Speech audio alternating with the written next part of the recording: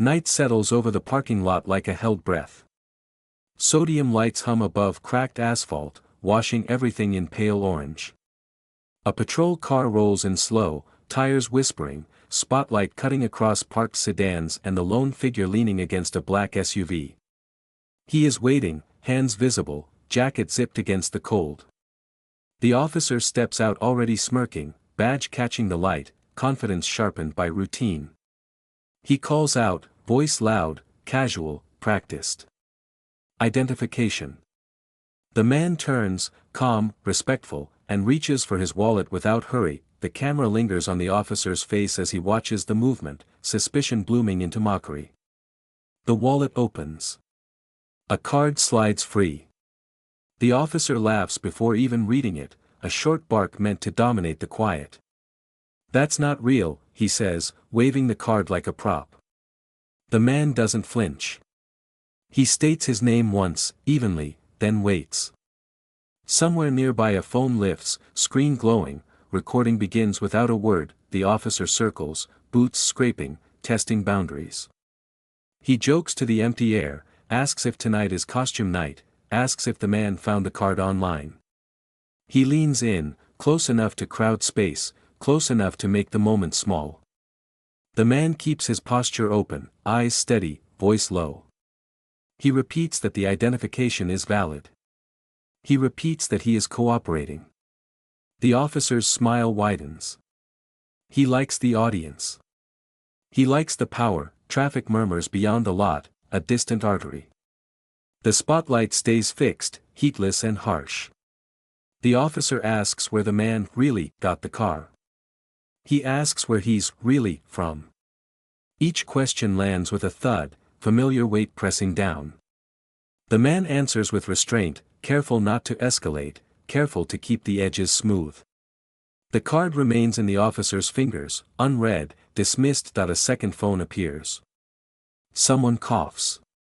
The officer hears it and grins, turning performance into proclamation. He raises the card, reads only the top line, then scoffs. "Federal agent," he says, dragging the words like a joke.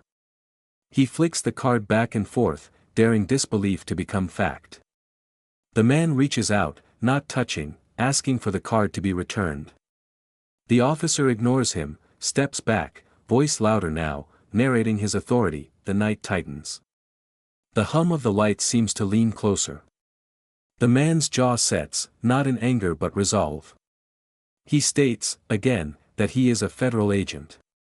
He states that the card is official. He states that he is being recorded.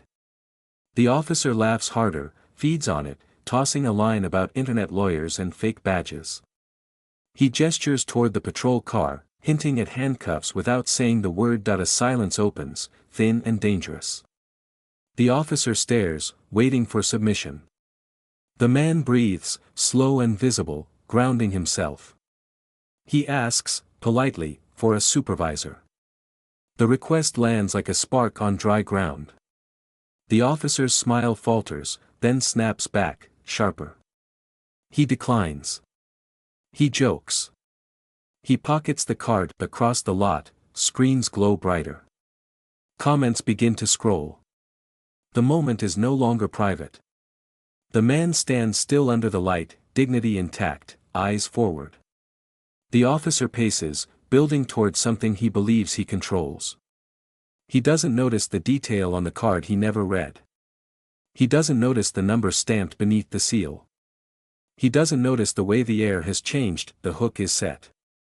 In this quiet lot, arrogance has mistaken patience for weakness. The rules are about to speak, calmly, in a language the officer cannot laugh away. A cruiser radio crackles, unattended, murmuring codes and locations that sound far away. The officer turns his back for a moment, basking in control, and the man's reflection stares back from the SUV's dark glass. It shows a face trained for restraint, a career built on procedure, a knowledge of exactly what comes next. He waits because waiting is safer. He waits because truth travels slower than ego, but it arrives all the same. The camera holds, unblinking, as the laughter fades and something colder replaces it, a premonition the officer cannot yet name, but soon will. The night keeps its breath, to exhale judgment. The officer doesn't rush. He lets the moment stretch, lets the man stand beneath the light while the pocketed card becomes leverage. He returns to his cruiser, slow, deliberate, opening the door just enough to lean inside. The radio crackle grows louder, codes bleeding into the air. He adjusts his vest, then turns back, posture wider now, authority rehearsed that he asks the man to step away from the vehicle. The request isn't framed as a request. The man complies, moving a single pace forward, hands still visible. The officer nods as if this obedience confirms a private theory.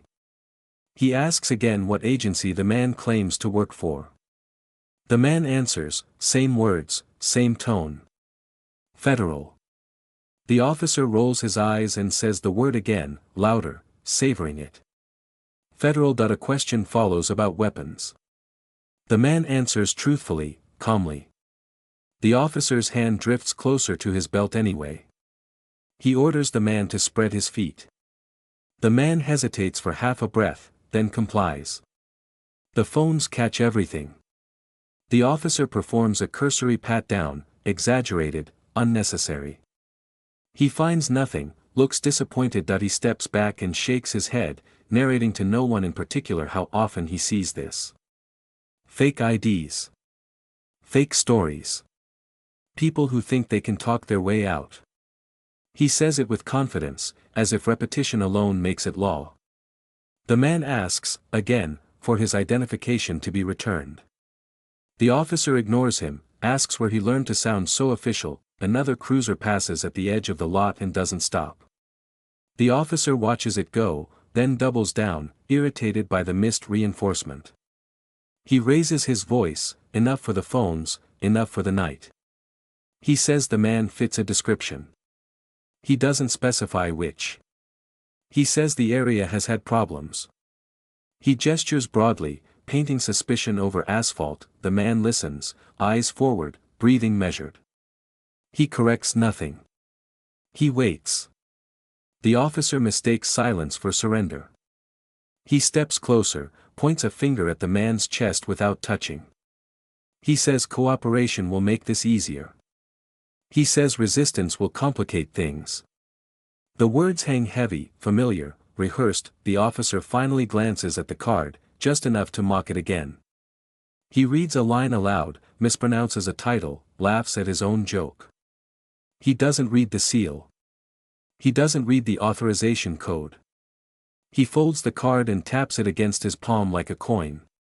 He asks if the man expects him to believe Washington sent him to a parking lot at night. A bystander clears their throat and says nothing else. The officer snaps a look in their direction, warning without words. He tells everyone to mind their business. He says this is an active investigation now. The phrase lands like a curtain drop, an attempt to close the scene. He radios in, requesting a check on the name, but he spells it wrong. He adds commentary between transmissions, shaping the narrative before it can answer back. He describes attitude. He describes suspicion. He omits the request for a supervisor. He omits the phones. The dispatcher responds with a delay. Systems are slow tonight. The officer sighs theatrically, turns back to the man, and says this could take a while. He asks if the man is in a hurry. The man answers that he is not, but that procedure matters. The officer smirks at the word. He orders the man to sit on the curb. The man complies, lowering himself carefully, jacket brushing concrete. The light follows him down, unkind. The officer stands over him, silhouette swollen by authority. He asks one more time if the man wants to change his story. The man looks up and says no. The night deepens. More phones appear. Comments scroll faster. Somewhere beyond the lot, a different radio crackles, a different desk pulls a file, a different set of eyes begins to read. The escalation is complete, built not on chaos but on certainty misplaced, on a belief that the rules bend toward the loudest voice. The officer waits for confirmation that will validate him. The man waits for the rules to arrive. The officer shifts his weight, impatience seeping through the cracks of confidence. He paces once, then twice, boots grinding grit into the asphalt near the seated man's feet. He talks while he walks, explaining authority as if teaching a lesson, as if the night itself needs instruction. He says the law allows discretion. He says respect goes a long way. He says people get into trouble when they pretend to be something they're not. The man remains on the curb, spine straight, hands resting on his knees, eyes level. He answers only when spoken to. Each reply is precise, restrained, procedural. He asks again for a supervisor. The officer stops pacing and laughs, sharp and brief, the sound of a door slamming. He says supervisors are busy. He says this stop doesn't require one. He says he is the supervisor right now. That he turns toward the phones, lifts his chin, and declares that impersonating a federal agent is a serious offense.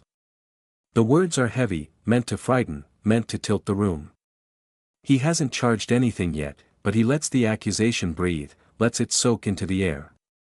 The man opens his mouth to respond and the officer cuts him off, a raised hand, a command to be quiet. The officer steps closer to the curb and lowers his voice, intimate, threatening without volume. He says this can end simply. He says all it takes is honesty. He says jail is cold at night. The man listens, then says, calmly, that threatening statements should be documented. The officer straightens, startled by the mirror held up to him. He scoffs and says he's not threatening, he's informing. That he radios again, impatience bleeding into the transmission. He requests a unit for transport, phrasing it as a precaution. He frames the man as uncooperative. He omits the compliance.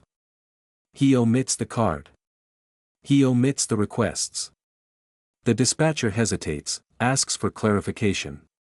The officer snaps back, irritation now audible. The man asks if he is being detained or arrested. The officer pauses, caught between answers. He says the man is being detained for investigation. He doesn't specify what. He gestures to the curb as proof. He pockets the radio and tells the man not to lawyer up with internet phrases. The phrase lands wrong, exposed by the quiet certainty of the man's posture. The officer reaches for the man's wrist, testing compliance. The man tenses just enough to signal boundaries, not resistance. The officer withdraws his hand and smiles thinly, a predator denied a clean move. He says handcuffs are next if attitudes don't improve. He says cameras won't help. He says he's seen videos before that a passing car slows, then stops at the lot's edge. A woman lowers her window and watches. The officer notices and waves her on, authority flaring. She doesn't move. Another phone rises. The officer's voice climbs, not shouting, but sharpened. He says this is a lawful stop. He says interference will lead to citations. He says names can be taken. That he finally unfolds the card again, this time reading more lines, but only to weaponize them. He misstates the jurisdiction. He jokes about acronyms. He says anyone can print a seal. He doesn't check the embedded number. He doesn't call it in properly. He holds the card just out of reach, control made visible. The man says, evenly, that the officer is required to verify credentials through specific channels. The officer laughs and says he'll verify them his way. He turns away, dialing a personal number, not dispatch. He mutters as he waits, glancing back to ensure the man stays put. The call goes unanswered. He curses under his breath. Minutes pass. The sodium lights buzz louder. The officer fills the space with commentary, explaining how things usually go. He recounts past arrests, past lies, past nights like this. Each story positions him as the constant, the law as an extension of his will. The man remains silent, a still point around which the monologue spins. The officer decides to escalate. He orders the man to stand. The man complies. He orders him to place his hands behind his back. The man pauses and asks the reason. The officer steps in close, breath visible now, and says refusal will be noted. The man says he is not refusing, he is asking for cause. The officer snaps the cuffs open, the metal sound loud and final. A ripple moves through the onlookers. Comments surge. The officer hesitates for a fraction of a second, calculating optics, then commits. He cuffs one wrist, then the other, too tight, deliberate. The man winces but does not protest. He states, clearly, that the cuffs are painful. The officer says that's unfortunate. That he stands the man facing the cruiser, hands restrained, dignity tested.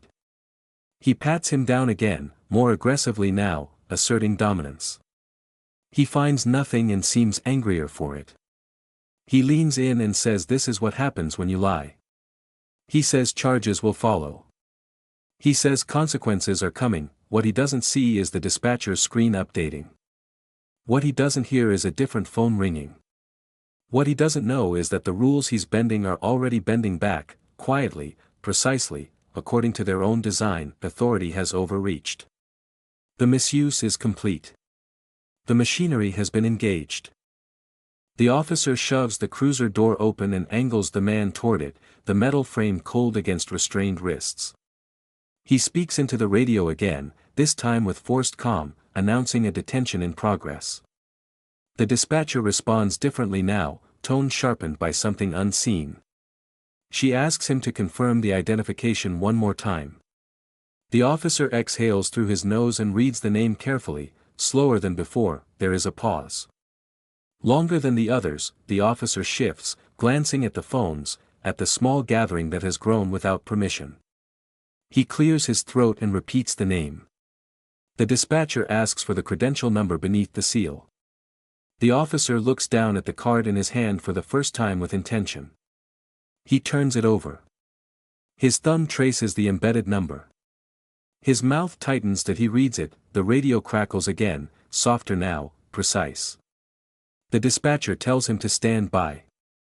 The officer's posture changes, a subtle recalibration, shoulders drawing in. He laughs once, a reflex, then stops. He asks what the delay is. The dispatcher says verification is in progress through Federal Liaison. The word liaison lands differently. It carries weight. It carries distance. The man stands cuffed, silent, eyes forward. He does not look back. He does not explain. He lets the process move at its own speed. The officer paces, irritation trying to resurface, but something restrains it.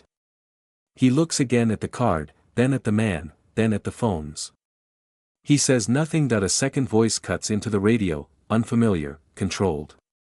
It asks the officer to confirm his badge number. The officer answers automatically, then hesitates, realizing the direction of questioning has shifted. The voice asks him to confirm the reason for detention. He responds with a summary, words chosen quickly, defensively. The voice listens without comment, then the voice asks if the officer is aware that the individual detained is an active federal agent operating under Joint Task Authority. The lot seems to tilt. The sodium lights hum louder. The officer opens his mouth and closes it again. He says that cannot be confirmed. The voice responds that it has been confirmed. The officer swallows. He looks at the cuffs. He looks at the man's back. He looks at the crowd. He asks if there has been a mistake. The voice says the mistake is ongoing. It instructs him to remove the cuffs immediately. It instructs him to step back. It instructs him to wait. For a moment, ego flares, searching for a foothold. The officer says he followed procedure. The voice does not argue. It repeats the instruction. Remove the cuffs. Step back. Wait. The officer moves closer, hands shaking just enough to be visible. He unlocks one cuff, then the other, metal clicking open like punctuation. The man rolls his shoulders once, regaining circulation, and turns slowly. Their eyes meet for the first time without mockery in the space. The man's expression is neutral, unreadable. The officer looks away first. The radio speaks again, louder now, carried on speaker. A supervisor's voice joins, then another. Names are exchanged. Times are noted. The officer is asked why a supervisor request was denied earlier. He answers vaguely. The response is silence. Then instruction. Secure the scene. Do not engage further. The man adjusts his jacket and retrieves his card as it is handed back, gently now, with 2 fingers. He checks it, nods once, and slips it into his wallet. He says nothing. He doesn't need to. The power has already shifted, not through volume or threat, but through confirmation that a black SUV pulls into the lot without lights or markings, stopping at a respectful distance. A woman steps out, posture precise, eyes scanning. She approaches the man and speaks quietly. He responds with a brief nod. She turns to the officer and introduces herself with title and agency. The officer stiffens, recognition dawning too late. Phones capture everything. Comments explode. The officer's earlier laughter plays back in real time against his current silence. The supervisor arrives, then another. Questions are asked that do not invite performance. The officer is instructed to sit in his cruiser. His badge number is written down. His radio is taken. The man speaks for the first time without restraint. He states the facts, clean and chronological. He states the denial of a supervisor. He states the threats. He states the cuffs. He states the recordings. Each sentence is a brick placed carefully, building a record that will stand. The officer listens from behind glass, face pale, realizing the rules he bent have straightened themselves. Authority has reversed, not with force, but with alignment. The machine he trusted has turned, and it is facing him now. The supervisor doesn't raise his voice. He doesn't need to. He stands beside the cruiser, posture square, eyes moving between the officer and the small crowd. He asks for the officer's account, slowly, methodically, as if already aware of the answers. The officer speaks through the open window, sentences defensive, clipped, stitched together from habit. He says he suspected impersonation. He says he acted in good faith. He says the situation escalated unexpectedly. The supervisor listens, nodding once, then asks to see the recordings. Phones are already stepping forward. Airdrops are offered. Files transfer in seconds. The laughter plays first. The mocking tone. The dismissal of the ID. The denial of a supervisor. The threat of jail. The cuffs. Each moment lands without commentary, undeniable in sequence. The officer stares straight ahead, jaw tight, as his own voice fills the night. Another unit arrives, then another. Not for show. For process. The woman from the unmarked SUV confers quietly with the supervisors, exchanging names and codes. She points once toward the cruiser. A note is taken. A timestamp recorded. The officer is asked to step out. He does so stiffly, movements careful now, aware of every lens that he is guided a few steps away, not arrested, but separated. His duty weapon remains holstered, but his authority does not. A sergeant explains that he is being relieved pending investigation. The words are formal, rehearsed, heavy. The officer opens his mouth to protest and stops. He nods instead, a small, brittle motion. The man stands near his SUV, hands free, speaking quietly with the woman. He answers questions, provides context, offers his timeline. He does not embellish. He does not seek spectacle. He understands what matters now is accuracy. The woman listens, satisfied, and thanks him for his patience. The word lands with irony, but also respect. The supervisor turns to the crowd and states that the situation is under review, that cooperation is appreciated. He does not ask for phones to be lowered. He knows better. The moment has already escaped the lot. It is moving outward, accelerated by disbelief and recognition. Titles appear in comments. Faces are identified. Departments are tagged. An internal affairs vehicle arrives without siren. 2 investigators step out, expressions neutral, carrying folders already labeled. They approach the officer and introduce themselves. They ask him to recount the events again, this time on record. He swallows and begins, words slower now, less confident. He is interrupted gently when facts diverge from video. Corrections are noted. The man is asked if he wishes to file a formal complaint. He says he does. The investigators provide forms, then explain that recordings will supplement them. They explain next steps, timelines, protections. They explain that retaliation is prohibited. The man nods. He has heard this before. He knows which promises hold and which must be enforced. A supervisor escorts the officer to a different vehicle. Not the cruiser. The gesture is small but symbolic. His keys are collected. His radio remains behind. He is told he will be contacted. He asks if he can go home. He is told yes, but not in uniform. He removes his hat, stares at it for a moment, then tucks it under his arm. As he walks past the crowd, no one jeers. No one cheers. Silence follows him, heavier than noise. The absence of confrontation is its own judgment. He enters the vehicle and the door closes softly. Final, the lot begins to clear. Statements are finished. Cards exchanged. The woman from the SUV shakes the man's hand, firm, professional. She tells him the task force will follow up.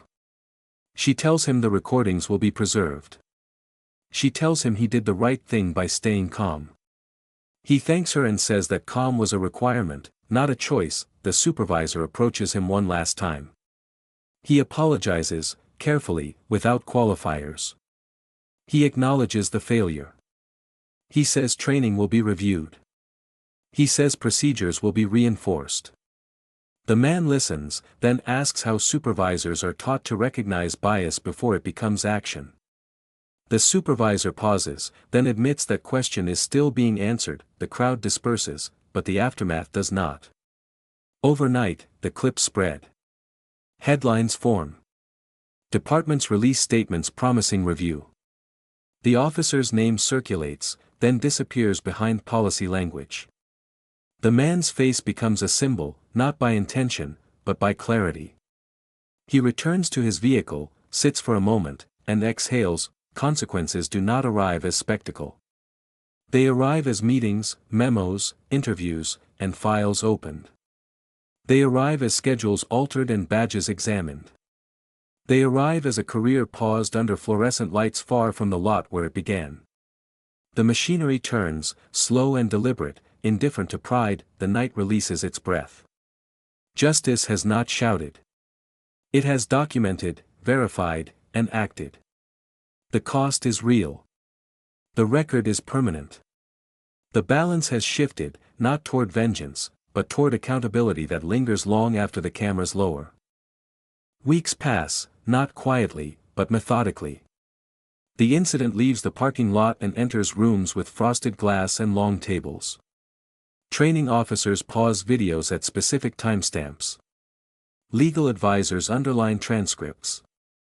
The department's language becomes careful, deliberate, shaped by what can no longer be denied. The officer is placed on administrative leave, standard phrasing masking a deeper interruption. His patrol schedule vanishes from the roster. His locker is inventoried. A notice circulates reminding personnel of identification verification protocols, written in neutral tones that cannot hide their urgency. Supervisors are required to acknowledge receipt. Each acknowledgement is logged. Internal affairs interviews widen. Dispatch audio is reviewed.